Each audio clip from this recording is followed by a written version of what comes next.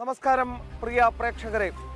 ദേശീയ തലത്തിലെ വാർത്തകൾ, വിശേഷങ്ങൾ, വിശകലനങ്ങളൊക്കെയായി നേഷൻ ഫസ്റ്റിന്റെ മറ്റൊരു എപ്പിസോഡ് കൂടി ഇവിടെ തുടങ്ങുകയാണ്.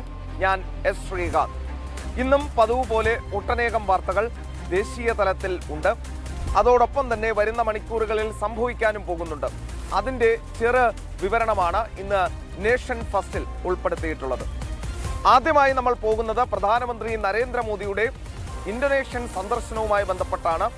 ഇന്ന് അദ്ദേഹം ഇന്തോനേഷ്യയിലേക്ക് പോവുകയാണ്. ആ വാർത്തയിലേക്ക്. പ്രധാനമന്ത്രി നരേന്ദ്രമോദിയുടെ ഇന്തോനേഷ്യ സന്ദർശനം ഇന്ന് ആരംഭിക്കും. 6-ാം തീയതി, അതായത് ഇന്ന് മുതൽ 8-ാം തീയതി വരെയാണ് സന്ദർശനം നീണ്ടു നിൽക്കുക. ഇന്ത്യ ഇന്തോനേഷ്യ ഉഭയകക്ഷി സഹകരണം കൂടുതൽ ശക്തിപ്പെടുത്തും ഈ സന്ദർശനം എന്നാണ് പ്രതീക്ഷിക്കുന്നത്.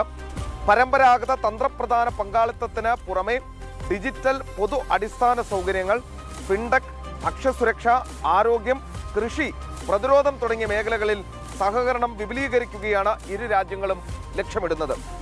അതോടൊപ്പം തന്നെ ഡിജിറ്റൽ പേയ്മെന്റ് സംവിധാനങ്ങൾ, ക്ഷേമ പദ്ധതികളുടെ കാര്യക്ഷമമായ വിതരണം, പൊതുസേവന പരിഷ്കാരങ്ങൾ എന്നിവയിൽ ഇന്ത്യ നേടിയ അനുഭവങ്ങളെ മാതൃകയാക്കി സാങ്കേതിക വിദ്യ, ഭരണരീതികൾ, വികസന മാതൃകകൾ എന്നിവയിൽ ഇന്ത്യയുമായി കൂടുതൽ സഹകരിക്കാൻ ഇന്തോനേഷ്യ താൽപ്പര്യം പ്രകടിപ്പിക്കുകയും ചെയ്തിട്ടുണ്ട്.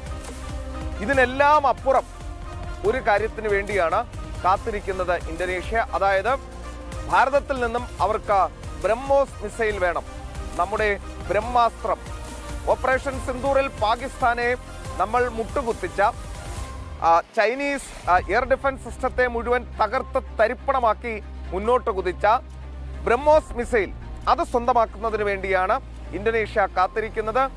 ഭാരതത്തിന്റെ പ്രധാനമന്ത്രി അവിടെ എത്തുമ്പോൾ ബ്രഹ്മോസ് മിസൈൽ കൈമാറ്റവുമായി ബന്ധപ്പെട്ട കരാറുകളിൽ ഒപ്പിടും എന്നാണ് പ്രതീക്ഷിക്കപ്പെടുകയും ചെയ്യുന്നത്. അപ്പോൾ ഈ സന്ദർശനം വൻ വിജയമാകട്ടെ. ഭാരതത്തിന്റെ പ്രതിരോധ കയറ്റുമതി രംഗത്ത് വലിയ കുതിച്ചുചാട്ടത്തിന് ഈ കരാറുകളെല്ലാം കാരണമാകട്ടെ എന്നും ആശംസിക്കുന്നു. മറ്റൊരു വാർത്തയിലേക്ക് വളരെ വേഗം പോകുന്നു. വെനസ്വേലയിൽ ഒരു വലിയ ഭൂകമ്പമുണ്ടായത് നമുക്ക് അറിയാം. ആ ഭൂകമ്പത്തിൽ വെനസ്വേല പകച്ചു നിന്നപ്പോൾ മറ്റ് ലോകരാജ്യങ്ങൾ പല സ്ഥലങ്ങളിലായി യുദ്ധത്തിൽ മുഴുകിയപ്പോൾ അവരെ സഹായിക്കാനായി ഇറങ്ങിച്ചെന്ന രാജ്യം അത് ഭാരതം മാത്രമായിരുന്നു. അതുമായി ബന്ധപ്പെട്ട ഒരു വാർത്തയാണ്. വെനസ്വേലയെ നടുക്കിയ ചരിത്രത്തിലെ ഏറ്റവും മാരകമായ ഭൂകമ്പങ്ങളിലൊന്നിൽ ഭാരതം നൽകിയ മാനുഷിക സഹായത്തിന് നന്ദി അറിയിച്ച് രക്ഷപ്പെട്ടവർ എന്നതാണ് വാർത്ത. കാരക്കാസിൽ ഭാരത സൈന്യം സ്ഥാപിച്ച ഫീൽഡ് ആശുപത്രിയിൽ ചികിത്സ ലഭിച്ച രോഗികൾ ജീവൻ രക്ഷിച്ച ശസ്ത്രക്രിയകളെയും അടിയന്തര ചികിത്സാ സേവനങ്ങളെയും കുറിച്ച് വികാരഭരിതമായ അനുഭവങ്ങളാണ് പങ്കുവച്ചതെന്ന് വിദേശകാര്യ മന്ത്രാലയം പറയുകയും ചെയ്യുന്നുണ്ട്. ജൂൺ 24-ന് വെനസ്വേലയെ ബാധിച്ച അതിതീവ്രമായ ശക്തമായ ഭൂചലനത്തിൽ ഭാരതത്തിന്റെ മാനുഷിക ദുരിതാശ്വാസ ദൗത്യത്തിന്റെ ഭാഗമായാണ് കാരക്കസ് നഗരത്തിൽ ഭാരതം സൈന്യത്തിന്റെ ഫീൽഡ് ആശുപത്രി സ്ഥാപിക്കുകയുണ്ടായത്. അവിടെ അടിയന്തര ചികിത്സയും ശസ്ത്രക്രിയകളും ഉൾപ്പെടെ വിവിധ ആരോഗ്യ സേവനങ്ങളാണ് ദുരന്തബാധിതർക്ക് ഭാരതം നൽകിയത്. അതുമാത്രമല്ല, അവർക്ക് നൽകിയ ഒട്ടനേകം സേവന പ്രവർത്തനങ്ങളുണ്ട്. ഒട്ടനേകം എന്ന് തന്നെ പറയേണ്ടി വരും. ആ സേവന പ്രവർത്തനങ്ങൾക്ക് ഭക്ഷണം എത്തിച്ചു, മരുന്നെത്തിച്ചു, അവശ്യ സാധനങ്ങൾ എത്തിച്ചു. അപ്പോൾ ഇതിനെല്ലാം നന്ദി പറഞ്ഞിരിക്കുകയാണ് വെനസ്വേല എന്ന് പറയുന്ന രാജ്യം. വെനസ്വേലയെക്കുറിച്ച് നമ്മൾ പറയേണ്ടതില്ല. ഇടത് കമ്മ്യൂണിസ്റ്റ് രാജ്യമായിരുന്നു ഒരു കാലത്ത്.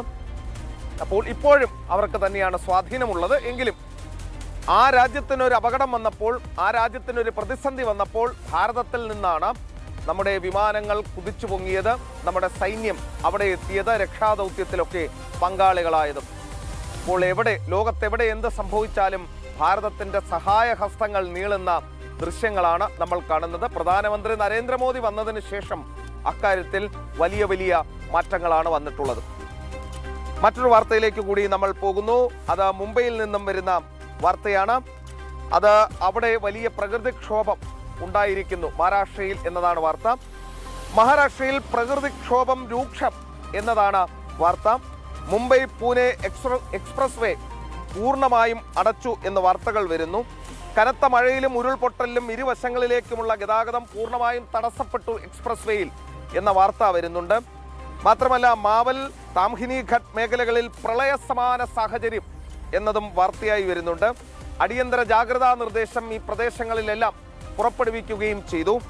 മാത്രമല്ല, ലോണോവാലയ്ക്ക് സമീപം പത്താൻ ഗ്രാമത്തിൽ വലിയ മലയിടിച്ചിലുണ്ടായി എന്ന വാർത്ത ഏറ്റവും ഒടുവിൽ പുറത്തു വരുന്നു. മുംബൈയിലേക്ക് വരികയാണെങ്കിൽ മുംബൈയിൽ ഇന്ന് റെഡ് അലേർട്ടാണ്. അതിതീവ്ര മഴയ്ക്കുള്ള സാധ്യത കാണുകയും ചെയ്യുന്നുണ്ട്. സർവകലാശാല പരീക്ഷകളൊക്കെ തന്നെ മാറ്റിവെച്ചു. ഇന്ന് നടത്താനിരുന്ന മുഴുവൻ പരീക്ഷകളും മാറ്റിയതായി മുംബൈ യൂണിവേഴ്സിറ്റി അറിയിച്ചു. തീവ്ര മഴ മുന്നറിയിപ്പിനെ തുടർന്ന് മുൻകരുതൽ നടപടിയുമായി അധികൃതർ എന്നുള്ളതാണ് വാർത്തയായി വരുന്നത്. പുതുക്കിയ പരീക്ഷാ തീയതികൾ പിന്നീട് അറിയിക്കുമെന്ന് സർവകലാശാല പറയുകയുണ്ടായി. അനാവശ്യ യാത്രകൾ ഒഴിവാക്കണമെന്ന് ദുരന്ത നിവാരണ സേനയുടെ മുന്നറിയിപ്പും ഉണ്ട്. മുംബൈയിൽ ഒരുപാട് മലയാളികൾ ഉള്ളതാണ്.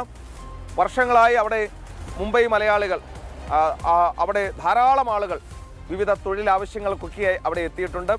അപ്പോൾ ഇങ്ങനെ ഒരു റിപ്പോർട്ടാണ് വരുന്നത്. റെഡ് അലേർട്ട് പ്രഖ്യാപിച്ചിട്ടുണ്ട് എന്ന് പറയുന്നു. ജാഗ്രതയോടെ ഇരിക്കുക, അനാവശ്യ യാത്രകൾ ഒഴിവാക്കുക എന്നതാണ് ഇപ്പോൾ കാലാവസ്ഥാ നിരീക്ഷണ വകുപ്പടക്കം നൽകുന്ന മുന്നറിയിപ്പ്. അതനുസരിച്ച് മുന്നോട്ട് പോകേണ്ടത് നമ്മുടെ കൂടി ആവശ്യമാണ്. അപ്പോൾ ആ കാര്യങ്ങളുമായി ബന്ധപ്പെട്ട വാർത്തയാണ് ഈ ഘട്ടത്തിൽ നമുക്ക് നൽകാനുള്ളത്.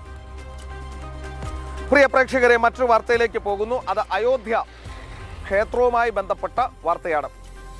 അയോധ്യയിൽ നമുക്കറിയാം കുറച്ച് നാളുകളായി വലിയ തോതിൽ പ്രശ്നങ്ങൾ റിപ്പോർട്ട് ചെയ്യപ്പെടുന്നുണ്ട്. സംഭാവന തട്ടിപ്പ്, കാണിക്കപ്പണം വെട്ടിച്ച് തട്ടിച്ചു കൊണ്ടുപോയ 8 പേർ അകത്താണ്. അതുമായി ബന്ധപ്പെട്ട് ചില സുപ്രധാനമായ നീക്കങ്ങൾ ഇന്ന് നടക്കുകയാണ്. അയോധ്യ ശ്രീരാമ ജന്മഭൂമി തീർത്ഥക്ഷേത്ര ട്രസ്റ്റ് നിർണായക യോഗം ഇന്ന് എന്നതാണ് വാർത്ത. ക്ഷേത്ര നിർമ്മാണത്തിനായി ലഭിച്ച സംഭാവനകളിൽ ക്രമക്കേടുകൾ നടന്നെന്ന വിവാദം ഉയരുന്നതിനിടെയാണ് ഈ നിർണായക യോഗം നടക്കുന്നത്. ട്രസ്റ്റിന്റെ ജനറൽ സെക്രട്ടറി ചമ്പത് റായിയും ട്രസ്റ്റി അനിൽ മിശ്രയും സമർപ്പിച്ച രാജിക്കത്തുകളുടെ കാര്യത്തിൽ യോഗം ഇന്ന് തീരുമാനം എടുക്കും എന്നതാണ് വാർത്ത. ഇരുവരും പുറത്തേക്ക് പോകാനുള്ള സാധ്യതയുണ്ട്.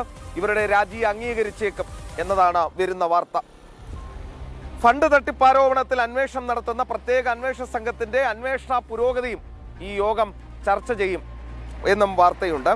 സംഭാവന വിവാദം പുറത്തു വന്നതിന് ശേഷം ട്രസ്റ്റ് ചേരുന്ന ആദ്യ ഔദ്യോഗിക യോഗം കൂടിയാണിത്. എല്ലാ സ്ഥിരം അംഗങ്ങളോടും എക്സ് ഒഫീഷ്യോ അംഗങ്ങളോടും യോഗത്തിൽ നിർബന്ധമായും പങ്കെടുക്കണം എന്ന് നിർദ്ദേശം നൽകിയിട്ടുണ്ട്.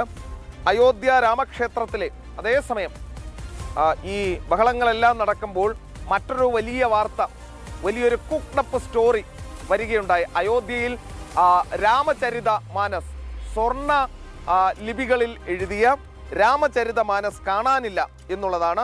സ്വർണ്ണത്തിൽ നിർമ്മിച്ചതാണ് അത്. അങ്ങനെ ഒരു വാർത്ത വന്നിരുന്നു. ഉത്തരേന്ത്യയിലെ ചില ഇടത് മനോഭാവം പുലർത്തുന്ന, കോൺഗ്രസ് അനുഭാവം പുലർത്തുന്ന മാധ്യമങ്ങൾ, യൂട്യൂബുകൾ അത് വാർത്തയാക്കി. കേരളത്തിലെ എല്ലാ മാധ്യമങ്ങളും അത് വാർത്തയായി മാറ്റുകയും ചെയ്തു. എന്നാൽ ഇപ്പോൾ അതിൻ്റെ കൃത്യമായ വിവരം പുറത്തു വരികയാണ്. അത് ജനം TV കണ്ടുകൊണ്ടിരിക്കുന്ന പ്രിയപ്പെട്ട പ്രേക്ഷകർക്ക് മുന്നിലേക്ക് കൊണ്ടുവരുന്നു. അയോധ്യ രാമക്ഷേത്രത്തിലെ സ്വർണ്ണ രാമചരിത മാനസ് കാണാതായിട്ടില്ല എന്നതാണ് വാർത്ത. രാമചരിത മാനസ്, അത് സ്വർണ്ണ രാമചരിത മാനസ് ക്ഷേത്ര ട്രസ്റ്റിന്റെ കൈവശമുള്ളതിന്റെ ചിത്രം ഇപ്പോൾ പുറത്തുവിട്ടിട്ടുണ്ട്. ഭക്തർ ആശങ്കപ്പെടേണ്ടതില്ല എന്ന് ശ്രീരാമ ജന്മഭൂമി തീർത്ഥക്ഷേത്ര ട്രസ്റ്റ് പറയുകയും ചെയ്യുന്നു. മധ്യപ്രദേശ് കേഡറിലെ മുൻ IPS ഉദ്യോഗസ്ഥൻ സമർപ്പിച്ചതായിരുന്നു സ്വർണ്ണ ലിപിയിലുള്ള ഗ്രന്ഥം. നിങ്ങളൊന്ന് ആലോചിച്ചു നോക്കൂ പ്രിയ പ്രേക്ഷകരെ. ഒരു സ്ഥലത്ത് കാണിക്കപ്പണം എണ്ണുന്നതിൽ തട്ടിപ്പ് നടക്കുകയും അതിൽ കുറേയധികം ആളുകൾ പണം തട്ടിയെടുക്കുകയും അവർ അറസ്റ്റിലാവുകയും ഒക്കെ ചെയ്തു. അതിന് പിന്നാലെ കേരളത്തിലെ മാധ്യമങ്ങൾ, അടിവരയിട്ട് പറയാം, കേരളത്തിലെ മാധ്യമങ്ങൾ ഇങ്ങനെ കള്ളം, നട്ടാൽ കുരുക്കാത്ത നുണ പടച്ചു വിടുകയാണ്. ഈ രാമചരിത മാനസ് കാണാനില്ലെന്നായിരുന്നു വാർത്ത. അങ്ങനെ ഒരു സംഭവമില്ലെന്നും രാമചരിത മാനസ് അവിടെ ഉണ്ടെന്നും ചിത്രങ്ങൾ സഹിതം ട്രസ്റ്റ് പുറത്തുവിട്ടിട്ടും എത്ര മാധ്യമങ്ങൾ അത് റിപ്പോർട്ട് ചെയ്തു എന്ന് നിങ്ങൾ സ്വയം വിലയിരുത്തൂ എന്നാണ് പറയാനുള്ളത്. ഇവരൊക്കെ ഈ രീതിയിലുള്ള മാധ്യമ പ്രവർത്തനം എത്ര കാലം തുടരും എന്നുള്ളത് അറിയില്ല. അപ്പോൾ എന്ത് തന്നെ വളച്ചൊടിച്ച വാർത്തകൾ നിങ്ങൾ പുറത്തുവിടാൻ ശ്രമിച്ചാലും നേഷൻ ഫസ്റ്റ് രാവിലെ 8 മണിക്ക് തുടങ്ങുന്നത് വരെ മാത്രമേ അതിൻ്റെ ആയുസുള്ളൂ എന്ന് വീണ്ടും വീണ്ടും ഓർമ്മിപ്പിക്കുകയാണ്. രാമചരിത മാനസിന് പ്രശ്നങ്ങളൊന്നുമില്ല. ഇന്ന് തീർത്ഥക്ഷേത്ര ട്രസ്റ്റിന്റെ യോഗമാണ്. അവിടുത്തെ പ്രശ്നങ്ങൾ പരിഹരിക്കാനുള്ള അടിയന്തരമായ തീരുമാനം ഇന്നുണ്ടാകും എന്നാണ് പ്രതീക്ഷിക്കുന്നത്. പ്രിയ പ്രേക്ഷകരെ, മറ്റൊരു വാർത്തയിലേക്ക് പോകുന്നു. ഉത്തർപ്രദേശിലെ ബറൈച്ചിലുള്ള സലാർ മസൂദ് ഗസി ദർഗയിലും സാമ്പത്തിക തട്ടിപ്പാരോപണം എന്നതാണ് വാർത്ത. അയോധ്യയിൽ വലിയ സാമ്പത്തിക തട്ടിപ്പ് ആരോപണം എന്ന രീതിയിൽ അച്ചുനിരത്തിയ കേരളത്തിലെ മാധ്യമങ്ങളെ കൂടി ക്ഷണിക്കുകയാണ്. ഒരു മുസ്ലിം പള്ളിയിൽ, അത് അവിടുത്തെ വലിയ ദർഗയാണ്, അവിടെ വലിയ സാമ്പത്തിക തട്ടിപ്പ് ആരോപണം എന്നതാണ് വാർത്ത. ദർഗയിലെ വരുമാനം കുറച്ചു കാണിക്കൽ, ചെലവുകൾ അമിതമായി രേഖപ്പെടുത്തൽ, ഭക്തർ സമർപ്പിച്ച വഴിപാടുകളുടെ കണക്കിൽ വലിയ പൊരുത്തക്കേടുകൾ തുടങ്ങി ഗുരുതര സാമ്പത്തിക ക്രമക്കേടുകൾ നടന്നതായി ആരോപണം ഉയർന്നിരിക്കുകയാണ്.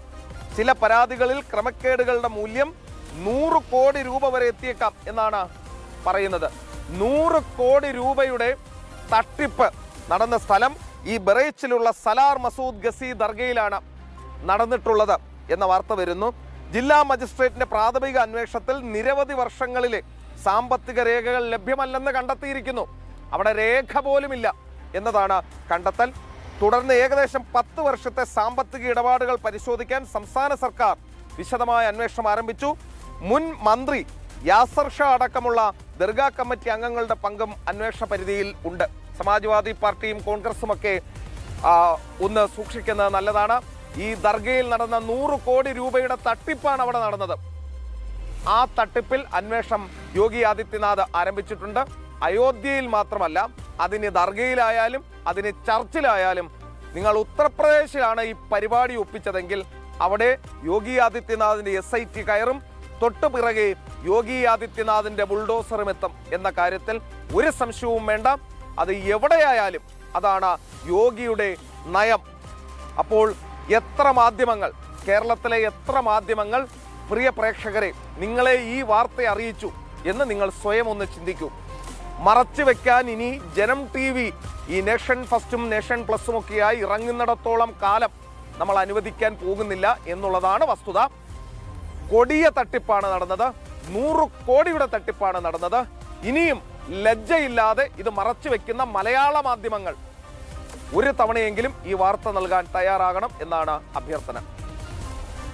മറ്റ് വാർത്തകളിലേക്ക് കൂടി പ്രിയ പ്രേക്ഷകരെ പോകുന്നു. ഡൽഹിയിൽ സർക്കാർ സ്കൂളുകളിലെ അടിസ്ഥാന സൗകര്യങ്ങൾ മെച്ചപ്പെടുത്തുന്നതിനായി ഡൽഹി സർക്കാർ മിഷൻ കായകൽപ്പ് എന്ന പദ്ധതി പ്രഖ്യാപിച്ചു എന്നതാണ് വാർത്ത. സ്കൂൾ കെട്ടിടങ്ങളുടെ അറ്റകുറ്റപ്പണി, ആധുനിക ലബോറട്ടറികൾ, ശുദ്ധമായ കുടിവെള്ള സൗകര്യങ്ങൾ, ക്യാമ്പസ് നവീകരണം എന്നിവ ഉൾപ്പെടെ വിവിധ ജില്ലകളിലെ സർക്കാർ സ്കൂളുകളിൽ സമഗ്ര വികസന പ്രവർത്തനങ്ങളാണ് പദ്ധതിയുടെ ഭാഗമായി നടപ്പാക്കുന്നത്. വിദ്യാർത്ഥികൾക്ക് കൂടുതൽ സുരക്ഷിതവും മികച്ചതുമായ പഠനാന്തരീക്ഷം ഒരുക്കുകയാണ് പദ്ധതിയുടെ പ്രധാന ലക്ഷ്യം. മിഷൻ കായകൽപ്പിന്റെ ഭാഗമായി സ്കൂൾ കെട്ടിടങ്ങളുടെ അറ്റകുറ്റപ്പണി, ചുമരുകൾക്ക് പെയിന്റിങ്ങും വൈറ്റ് വാഷിങ്ങും, മേൽക്കൂരയിലെ ജല നിർഗമന സംവിധാനങ്ങൾ മെച്ചപ്പെടുത്തൽ, ശുചിമുറികളുടെ നവീകരണം, RO പ്ലാന്റുകളും വാട്ടർ കൂളറുകളും സ്ഥാപിക്കൽ, ശാസ്ത്ര ലബോറട്ടറികളുടെ ആധുനികവൽക്കരണം, പ്രത്യേക ആവശ്യങ്ങളുള്ള കുട്ടികൾക്കുള്ള സൗകര്യങ്ങളുടെ വികസനം, സ്കൂൾ ക്യാമ്പസുകളിൽ കൂടുതൽ ഹരിതവൽക്കരണം എന്നിവയ്ക്ക് പ്രാധാന്യം നൽകുന്നുണ്ട്. PM ശ്രീ നടപ്പാക്കിയ സർക്കാർ സ്കൂളുകളിൽ ഉണ്ടാകാൻ പോകുന്ന വലിയ മാറ്റങ്ങളാണ് ഈ പറഞ്ഞത്. മിഷൻ കായകൽപ്പ് എന്ന പദ്ധതി തന്നെ പ്രഖ്യാപിച്ച് രേഖാ ഗുപ്ത മുഖ്യമന്ത്രി ഇവിടെ ഡൽഹിയിൽ ഇപ്പോൾ സ്കൂളുകൾ അടിസ്ഥാന സൗകര്യങ്ങൾ വികസിപ്പിക്കാൻ പോവുകയാണ്. സർക്കാർ സ്കൂളുകളിലെ കേരളത്തിൽ സ്കൂളുകളിൽ പാമ്പ് കടിയേറ്റ് മരിക്കുന്ന കുട്ടികൾ മരിക്കുന്ന സ്കൂൾ കെട്ടിടങ്ങൾ പണിതു വെച്ചതിന് ശേഷം അതിൻ്റെ മേൽക്കൂരയിൽ നിന്നും സിമൻ്റൊക്കെ അടർന്നു വീഴുന്ന വാർത്ത നമ്മൾ കണ്ടതാണ്.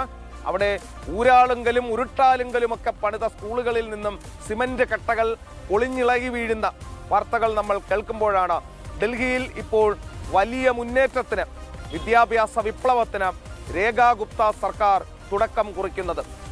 എല്ലാവിധ ആശംസകളും മാഡം രേഖാ ഗുപ്ത. കാരണം ഒരു തലമുറയെ വാർത്തെടുക്കുന്നത്, സംസ്കാരമുള്ള ഒരു തലമുറയെ വാർത്തെടുക്കുന്നത് വിദ്യാഭ്യാസം, നല്ല വിദ്യാഭ്യാസം നൽകുന്നതിലൂടെയാണ്. ഡൽഹിയിൽ അതിന് മുൻകൈയെടുത്ത രേഖാ ഗുപ്ത മുഖ്യമന്ത്രി എക്കാലവും ഓർമ്മിക്കപ്പെടും എന്ന കാര്യത്തിൽ ഒരു സംശയവും വേണ്ട. പ്രിയ പ്രേക്ഷകരെ, അപ്പോൾ ഡൽഹിയിലെ ഈ സ്കൂളുകളുടെ വാർത്തയിൽ നിന്നും നമ്മൾ പോകുന്നത് മറ്റൊരു പ്രധാനപ്പെട്ട വികസന വാർത്തയിലേക്കാണ്. അതായത് പ്രധാനമന്ത്രി നരേന്ദ്രമോദി അധികാരത്തിൽ വന്ന ശേഷം നമ്മൾ ഒട്ടനേകം അടിസ്ഥാന സൗകര്യ വികസന പദ്ധതികൾ നടപ്പാക്കുന്നത് കണ്ടിട്ടുണ്ട്. അതിൽ ഡൽഹി ഡെറാഡൂൺ എക്സ്പ്രസ് വേ ഏറ്റവും പ്രധാനപ്പെട്ടതാണ്. ആ വാർത്തയിലേക്കാണ് നമ്മളൊന്ന് പോകുന്നത്. രാഷ്ട്ര വികസനത്തിലേറെ നിർണായകമായ പങ്ക് വഹിക്കുന്നതാണ് റോഡുകൾ. ഭാരതത്തിൽ 12,000 കോടി രൂപ ചിലവഴിച്ച് നിർമ്മിച്ച 213 കിലോമീറ്റർ ദൈർഘ്യമുള്ള ഡൽഹി ഡെറാഡൂൺ എക്സ്പ്രസ് വേ വികസന മുന്നേറ്റത്തിന്റെ തെളിവ് കൂടിയാണ്. ഞങ്ങളുടെ സീനിയർ റിപ്പോർട്ടർ ആദർശം, ക്യാമറാമാൻ കൃഷ്ണകുമാറും തയ്യാറാക്കിയ ആ റിപ്പോർട്ടിലേക്ക് വളരെ വേഗം പോയി വരാം. റിപ്പോർട്ടിലേക്ക്.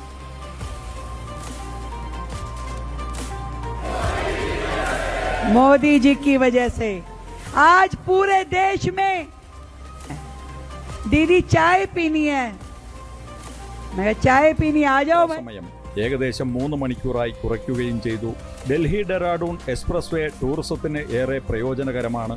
National highway authority of India വികസിപ്പിച്ചെടുത്ത ഈ പദ്ധതി ഡൽഹിയെ സഹാറൻപൂർ വഴി ഡെറാഡൂണുമായി ബന്ധിപ്പിക്കുകയും വഴിയിൽ നിരവധി പ്രധാന പ്രദേശങ്ങളിലൂടെ കടന്നു പോവുകയും ചെയ്യുന്നു.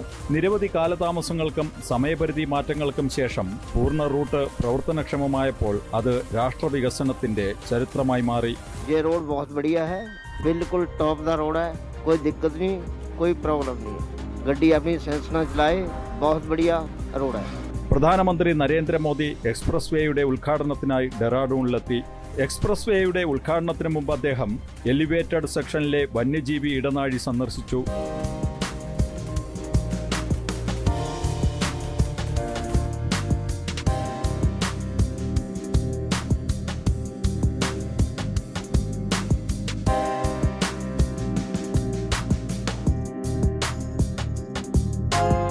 മൃഗങ്ങൾക്ക് താഴേക്ക് കടന്നു പോകാനും മുകളിലൂടെ വാഹനങ്ങൾ നീങ്ങാനും കഴിയുന്ന വനമേഖലയിലൂടെ നിർമ്മിച്ച ഭാഗമാണിത്.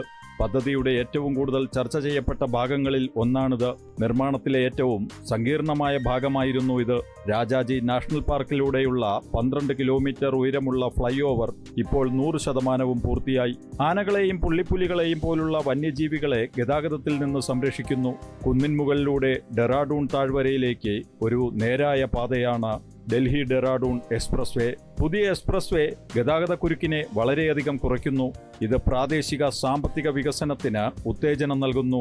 ഡൽഹിയിലെ അക്ഷർധാമിൽ നിന്ന് ഉത്തർപ്രദേശിലൂടെ ഉത്തരാഖണ്ഡിലെ ഡെറാഡൂണിലെത്തുന്ന ഈ എക്സ്പ്രസ് വേ അടിസ്ഥാന സൗകര്യ വികസനത്തിന് രാജ്യം നൽകുന്ന പ്രാധാന്യത്തിന് ഉദാഹരണമാണ്. കുറഞ്ഞ യാത്രാസമയം വിനോദസഞ്ചാരത്തെയും വ്യാപാര പ്രവർത്തനങ്ങളെയും പ്രോത്സാഹിപ്പിക്കുന്നു. ഇത് സാമ്പത്തിക പുരോഗതിക്ക് കരുത്ത് പകരുന്നു. ഇച്ഛാശക്തിയുള്ള ഭരണകൂടത്തിന്റെ ദീർഘവീക്ഷണത്തോടെയുള്ള പ്രവർത്തനത്തിന്റെ നേർക്കാഴ്ചയാണ് ഈ എക്സ്പ്രസ് വേ. ഇത് ഡൽഹി ഡെറാഡൂൺ ദേശീയപാത. അടിയന്തര സാഹചര്യത്തിൽ വിമാനത്തിന് പോലും ലാൻഡ് ചെയ്യാൻ കഴിയുന്ന വിധത്തിലാണ് ഇതിന്റെ നിർമ്മിതി. ഒരു രാജ്യത്തിന്റെ വികസനമെന്ന് പറയുന്നത് നല്ല റോഡുകളാണ്. അതിന് ശക്തമായ ഒരു ഭരണകൂടം വേണം എന്നുള്ള ഒരു സന്ദേശവും ഇത്തരം റോഡുകൾ നൽകുന്നുണ്ട്. ഡൽഹി ഡെറാഡൂൺ ദേശീയപാതയിൽ നിന്ന് ക്യാമറാമാൻ കൃഷ്ണകുമാറിനൊപ്പം ആദർശ് TS, ജനം. പ്രിയ പ്രേക്ഷകരെ, അപ്പോൾ ആ വാർത്ത നിങ്ങൾ കണ്ടു എന്ന് വിചാരിക്കുന്നു.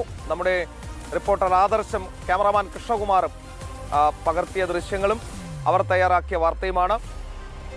നരേന്ദ്രമോദി സർക്കാരിന്റെ വികസന പദ്ധതികൾ ധാരാളമുണ്ട് ഈ രീതിയിലുള്ളത്. അത് പ്രിയ പ്രേക്ഷകരിലേക്ക് എത്തിക്കുക എന്നതും ജനം TV-യുടെ ദൗത്യമാണ്. പാക് അധീന കശ്മീരിൽ നിന്നാണ് വാർത്ത വരുന്നത്. പാക് അധിനിവേശ കശ്മീരിൽ വൻ പ്രക്ഷോഭം എന്നതാണ് വാർത്ത. മേഖലകളിലെ ഉപരോധം അവസാനിപ്പിക്കുക, ആശയവിനിമയ സൗകര്യങ്ങൾ പുനഃസ്ഥാപിക്കുക, ഭക്ഷണം, മരുന്ന് എന്നിവയുടെ തടസ്സമില്ലാത്ത വിതരണം ഉറപ്പാക്കുക, തടവിലാക്കപ്പെട്ട നേതാക്കളെ വിട്ടയക്കുക, 38-ഇന കരാർ നടപ്പിലാക്കുക തുടങ്ങിയ ആവശ്യങ്ങൾ ഉന്നയിച്ചാണ് ആയിരക്കണക്കിന് ആളുകൾ തെരുവിലിറങ്ങിയത്. അൻബ മേഖലയിൽ പ്രക്ഷോഭകാരികൾക്ക് നേരെ പോലീസും പാക് റേഞ്ചേഴ്സും കണ്ണീർവാതകം പ്രയോഗിക്കുകയും വെടിവയ്പ് നടത്തുകയും ചെയ്തതോടെ സംഘർഷം രൂക്ഷമായി എന്നാണ് റിപ്പോർട്ട്. വെടിവയ്പിൽ ഒരാൾ കൊല്ലപ്പെടുകയും ചെയ്തിട്ടുണ്ട്. പാക് അധിനിവേശ കശ്മീരിലുടനീളം പാകിസ്ഥാൻ വിരുദ്ധ പ്രക്ഷോഭം ശക്തമാവുകയുമാണ് എന്നാണ് കിട്ടുന്ന വിവരം. പാക് ഭരണകൂടത്തിനും പട്ടാളത്തിനുമെതിരെ ജനകീയ മുന്നേറ്റം വളരെ വളരെ ശക്തമായി മുന്നോട്ട് പോകുന്നു എന്നതാണ് വാർത്ത. ഒരു കാര്യം മനസ്സിലാക്കേണ്ടത്, നമ്മുടെ ജമ്മു കാശ്മീരിൽ പരമാവധി പ്രശ്നങ്ങൾ ഉണ്ടാക്കുക, നമ്മുടെ ജമ്മു കാശ്മീരിലെ ജനങ്ങൾക്ക് കല്ലെറിയാൻ വേണ്ടി പണം നൽകുക, ആയുധമണിയിച്ച ഈ രാജ്യത്തിനെതിരെ പോരിനിറക്കുക, സാധാരണക്കാരായ പാവപ്പെട്ടവരായ ആളുകളെ, പൊതുജനങ്ങളെ വെടിവെച്ച് കൊല്ലുക, മതം നോക്കി വെടിവെച്ച് കൊല്ലുക, ഇതൊക്കെയാണ് പാകിസ്ഥാൻ ചെയ്തുകൊണ്ടിരുന്നത്. എന്നാൽ പാക് അധിനിവേശ കശ്മീരിൽ ഇതാ അവിടുത്തെ ജനങ്ങളൊന്നാകെ പാകിസ്ഥാനെതിരെ ഇപ്പോൾ രംഗത്തിറങ്ങുന്ന കാഴ്ചയാണ് നമ്മൾ കാണുന്നത്. വിതച്ചത് പാകിസ്ഥാൻ കൊയ്യുകയാണ്. എന്തായാലും അവിടുത്തെ പ്രശ്നങ്ങൾ ഭാരതവും വളരെ ശ്രദ്ധയോടെയാണ് വീക്ഷിക്കുന്നത്. പാകിസ്ഥാൻ നടത്തുന്ന, പട്ടാളം നടത്തുന്ന അടിച്ചമർത്തൽ നടപടികൾക്കെതിരെ രൂക്ഷമായ വിമർശനം ഭാരതം നടത്തുന്നും ഉണ്ട്. അവിടുത്തെ പ്രക്ഷോഭകാരികൾക്ക് എല്ലാവിധ പിന്തുണയും നൽകണം എന്നുള്ളതാണ് അവിടുത്തെ പ്രക്ഷോഭം നടത്തുന്നവർ ആവശ്യപ്പെടുകയും ചെയ്തിട്ടുള്ളത്. അവരുടെ ആഭ്യന്തര കാര്യമാണ്. ഈ രാജ്യത്തിൻ്റെ വിദേശകാര്യ മന്ത്രാലയം ഇത് സംബന്ധിച്ച് കൃത്യമായ നിലപാട് സ്വീകരിക്കുകയും ചെയ്യുന്നുണ്ട്. പ്രിയ പ്രേക്ഷകരെ, മറ്റൊരു പ്രധാനപ്പെട്ട വാർത്തയിലേക്ക് പോകുന്നു. സന്തോഷം നൽകുന്ന ഒരു വാർത്തയാണ്. അതായത് ദുർഗാ പൂജയ്ക്ക് പശ്ചിമ ബംഗാളിൽ പ്രധാനമന്ത്രി നരേന്ദ്രമോദിയെ എത്തിക്കാൻ നീക്കങ്ങൾ തുടങ്ങിയിരിക്കുന്നു എന്നതാണ് വാർത്ത. നമുക്കറിയാം, ദുർഗാ പൂജ പശ്ചിമ ബംഗാളിലെ ഏറ്റവും പ്രാധാന്യമർഹിക്കുന്ന ഒരു ആഘോഷമാണ്. 34 വർഷം അവിടെ CPIM ഭരിച്ചു. അതിനുശേഷം 15 വർഷം അവിടെ തൃണമൂൽ കോൺഗ്രസ് ഭരിക്കുകയും ചെയ്തു. ഇതിനു മുൻപ് ഇത്ര വലിയ ആഘോഷത്തോടെ ദുർഗാപൂജ കൊണ്ടാടിയിട്ടുണ്ടോ എന്ന കാര്യം സംശയമാണ്. അവിടെ CPIMന്റെ സർക്കാർ പരമാവധി ഉപദ്രവം ഉണ്ടാക്കിയിട്ടുണ്ട്. മമതാ ബാനർജിയുടെ സർക്കാരും പരമാവധി ഉപദ്രവം സൃഷ്ടിച്ചിട്ടുണ്ട്. അപ്പോൾ ഇതാദ്യമായി അവിടെ എല്ലാവിധ ആഘോഷങ്ങളും കോർത്തിണക്കിക്കൊണ്ട് ഗംഭീരമായി ദുർഗാപൂജ കൊണ്ടാടാൻ ഒരുങ്ങുന്നു ബംഗാൾ. അതിലേക്ക് പ്രധാനമന്ത്രി നരേന്ദ്രമോദിയെ കൊണ്ടുവരാനാണ് അവർ ആഗ്രഹിക്കുന്നത്. പ്രധാനമന്ത്രി നരേന്ദ്രമോദി ദുർഗാപൂജയ്ക്ക് പശ്ചിമ ബംഗാളിൽ എത്തണമെന്ന ആവശ്യം ദുർഗാപൂജാ സമിതി മുന്നോട്ട് വെച്ചിട്ടുണ്ട്. പ്രധാനമന്ത്രി മോദി ദുർഗാപൂജ നടത്തുന്ന രൂപം അനാച്ഛാദനം ചെയ്തു അവിടെ. അതായത് മോദി ദുർഗാപൂജ നടത്തുന്ന രൂപം അനാച്ഛാദനം ചെയ്തുകൊണ്ടാണ് ദുർഗാപൂജയ്ക്ക് അവർ തുടക്കം കുറിക്കുന്നത്. പശ്ചിമ ബംഗാളിന്റെ സംസ്കാരവും പാരമ്പര്യവും വിളിച്ചോതുന്ന ദുർഗാപൂജ ഇക്കുറി പ്രൗഢി വീണ്ടെടുക്കും എന്നാണ് അവിടെ ആളുകൾ വിശ്വസിക്കുന്നത്. സമാനതകളില്ലാത്ത പ്രീണന നയം പിന്തുടർന്ന മമതാ ഭരണം അവസാനിച്ചതോടെ ബംഗാൾ സുവർണ കാലഘട്ടത്തിലേക്ക് നീങ്ങുന്നു എന്നും ഈ ദുർഗാപൂജാ സമിതികൾ പറയുകയാണ്. പ്രധാനമന്ത്രി നരേന്ദ്രമോദി അവിടെ എത്തട്ടെ എന്നതാണ് നമ്മൾ ആശംസിക്കുന്നത്. ഒരു നരേന്ദ്രൻ അവിടെ ബംഗാളിൻ്റെ മണ്ണിൽ ഇതിനു മുൻപ് അവിടെ നിന്നും ഉദയം കൊണ്ടാണ് ഈ ലോകം മുഴുവൻ, ഈ വിശ്വം മുഴുവൻ കീഴടക്കിയതെങ്കിൽ മറ്റൊരു നരേന്ദ്രൻ ബംഗാളിൻ്റെ നഷ്ടപ്രതാപം വീണ്ടെടുക്കാൻ ഈ ദുർഗാപൂജയിലൂടെ അവിടേക്ക് തിരികെ വരും എന്ന് നമുക്ക് പ്രതീക്ഷിക്കാം. അങ്ങനെ ആശംസിക്കാം. ദുർഗാപൂജ വലിയ വിജയമായി മാറട്ടെ എന്നും ആശംസിക്കുന്നു. പ്രിയ പ്രേക്ഷകരെ, അവസാനത്തെ നമ്മുടെ വാർത്തയിലേക്ക് പോകുന്നു. നേഷൻ ഫസ്റ്റിലെ അത് ഹോർമുസ് കടലിടുക്കുമായി ബന്ധപ്പെട്ട ഒരു വാർത്തയാണ്. ഭാരതത്തിന് ആശ്വാസം നൽകി ഹോർമുസ് കടലിടുക്കിൽ കുടുങ്ങിയ 15 വളക്കപ്പലുകൾക്ക് യാത്രാനുമതി. വളവും വഹിച്ചുകൊണ്ട് വന്ന 15 കപ്പലുകളാണ് അവിടെ കുടുങ്ങിക്കിടന്നത്. അതിന് യാത്രാനുമതി കിട്ടിയിരിക്കുന്നു. നിലവിൽ വളം ക്ഷാമത്തിൻ്റെ ഭീതി ഒഴിഞ്ഞ ഒരു ആശ്വാസത്തിലാണ് കേന്ദ്ര രാസവസ്തു വളം മന്ത്രാലയം എന്ന് വാർത്തകൾ വരുന്നു. അന്താരാഷ്ട്ര തർക്കത്തിനിടയിലും കപ്പലുകൾ സുരക്ഷിതമായി പുറപ്പെട്ടെന്ന് കേന്ദ്ര സർക്കാർ സ്ഥിരീകരിച്ചു. രാജ്യത്ത് യൂറിയ, DAP വളങ്ങളുടെ ലഭ്യത പൂർണ്ണമായും ഉറപ്പാക്കിയെന്നും സർക്കാർ വിശദീകരിക്കുന്നു. ഭാരതത്തിൻ്റെ നാവികസേനയുടെയും വിദേശകാര്യ മന്ത്രാലയത്തിൻ്റെയും അടിയന്തര ഇടപെടലാണ് ഈ വിജയകരമായ ദൗത്യം പൂർത്തിയാക്കാൻ സാധിച്ചത് എന്നും വാർത്തകൾ വരുന്നു. അപ്പോൾ ഉത്തർപ്രദേശിലൊക്കെ BJP വലിയ പ്രതിരോധത്തിലായിരുന്നു. തെരഞ്ഞെടുപ്പ് കൂടി വരികയാണ്. കർഷകർക്ക് വളം കിട്ടാത്തതിൽ വലിയ പ്രതിഷേധമുണ്ട്. അവരോട് ഹോർമുസ് കടലിടുക്കും, അമേരിക്കൻ, ഇസ്രയേൽ, ഇറാൻ യുദ്ധവുമൊക്കെ പറഞ്ഞാലൊന്നും വിലപ്പോകില്ല എന്നുള്ള കാര്യവും ഉറപ്പാണ്. അപ്പോൾ ഇതാ അവിടെ നിന്നും പ്രതിസന്ധി ഒഴിഞ്ഞ് വളം എത്തിത്തുടങ്ങി. കർഷകരിലേക്ക് ഇനി ആ വളം എത്തുക കൂടി ചെയ്താൽ മതി എന്നതാണ് വാർത്ത. പ്രധാനമന്ത്രി നരേന്ദ്രമോദി ഇക്കാര്യങ്ങളിലൊക്കെ സ്വീകരിക്കുന്ന നയം വിദേശകാര്യ നയത്തിൻ്റെ വിജയം കൂടിയാണിത് എന്ന് പറയാതിരിക്കാനും ആകില്ല. പ്രിയ പ്രേക്ഷകരെ, അപ്പോൾ ഇന്നത്തെ നേഷൻ ഫസ്റ്റ് ഇവിടെ അവസാനിപ്പിക്കുകയാണ്. ഇന്ന് ഈ പറഞ്ഞ വാർത്തകളുടെ എല്ലാം ഫോളോ അപ്പുകൾ വരാൻ കിടപ്പുണ്ട്. അപ്പോൾ അതുമായി ബന്ധപ്പെട്ട മുഴുവൻ വിവരങ്ങൾ, വിശദാംശങ്ങൾ വരുന്ന മണിക്കൂറുകളിൽ പ്രിയപ്പെട്ട പ്രേക്ഷകരിലേക്ക് എത്തിക്കും. നേഷൻ ഫസ്റ്റിനൊപ്പം തുടരുക. എല്ലാ ദിവസവും രാവിലെ ഉറക്കം എഴുന്നേറ്റ് ഒരു ചായയൊക്കെ കുടിച്ച് ഓഫീസിലേക്ക് പോകാൻ തയ്യാറെടുക്കുമ്പോൾ ഈ നേഷൻ ഫസ്റ്റ് നമ്മുടെ മൊബൈലിലോ യൂട്യൂബിലോ TV-യിൽ ഓണാക്കി വെച്ചോ കൃത്യമായി കാണുക, കേൾക്കുക, ശ്രദ്ധിക്കുക. ദേശീയ തലത്തിൽ ഒരു ദിവസം സംഭവിക്കാൻ പോകുന്ന കാര്യങ്ങൾ എന്തൊക്കെ, നമ്മളറിയാതെ നമ്മളിൽ നിന്നും മറച്ചുവെച്ച വാർത്തകൾ ഏതൊക്കെയെന്ന് ഈ നേഷൻ ഫസ്റ്റിലൂടെ നമുക്ക് മനസ്സിലാക്കാനും സാധിക്കും. രാവിലെ 8 മണിക്ക് എല്ലാ ദിവസവും പ്രിയപ്പെട്ട പ്രേക്ഷകരിലേക്ക് നേഷൻ ഫസ്റ്റുമായി എത്തുന്നതുമായിരിക്കും. അപ്പോൾ നിങ്ങളുടെ പിന്തുണയാണ് ഈ ബുള്ളറ്റിൻ്റെ ഈ സെഗ്മെന്റിന്റെ വിജയം. അപ്പോൾ നേഷൻ ഫസ്റ്റുമായി നാളെ വീണ്ടും കാണാം 8 മണിക്ക്. എല്ലാ പ്രിയപ്പെട്ട പ്രേക്ഷകർക്കും ഈ ഘട്ടത്തിൽ വിട പറയുന്നു. ഒരു ഇടവേളയാണ്. ഇടവേളയ്ക്ക് ശേഷം നമ്മുടെ ന്യൂസ് ഡെസ്കിൽ നിന്നും പ്രിയപ്പെട്ട ആങ്കർമാർ നിങ്ങൾക്കൊപ്പം ചേരും. ഇടവേള.